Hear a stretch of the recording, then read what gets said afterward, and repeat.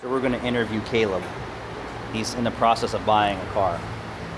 So Caleb, how did your used car experience go last night? It wasn't bad.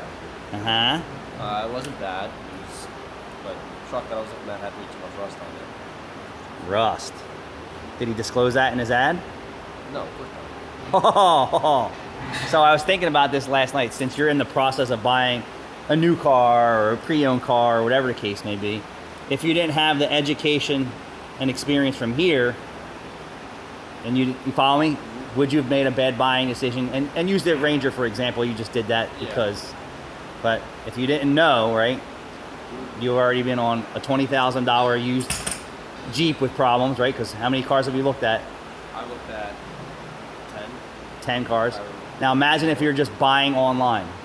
Yeah. Sight unseen, right? Carvana, Drive Time, CarMax, whoever the fuck they're selling their junk today.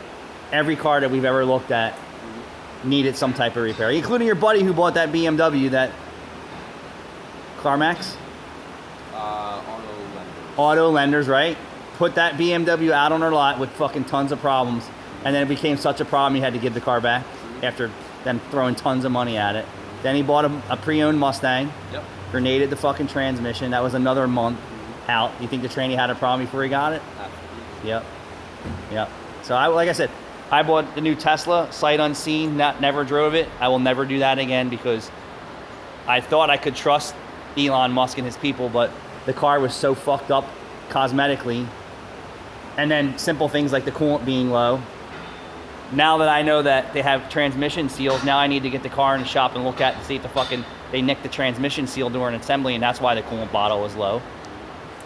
But your only real security kind of is buying a brand new car that you can go to the dealership and go, hey, Caleb, I'm Anthony. I'm looking for a car. You have something in mind? Yeah, I'm looking at, your 2023 Malibu, whatever the case may be, right? We don't know anything about it, but you know it's going to be brand new. But even at that, they have recalls, which are comebacks. But at least it's covered, some inconvenience, right? So for me, I would say I would never buy a car sight unseen. Not that I can't get my ass in it and drive it, or my kids and look at it. I will never ever buy a car sight unseen ever again.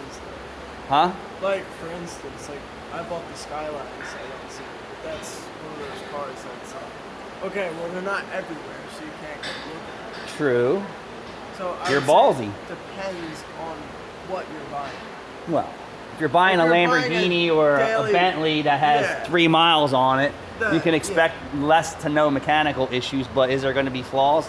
Possibly. That dude who's wiping his car with a diaper every fucking day probably has a little fluff scruffs here and there. But I will never buy another new car that I can't get into, talk to somebody with a handshake and a smile, and see what's going on. That goes for used or new. Even your big companies out there are trying to stick it up your ass.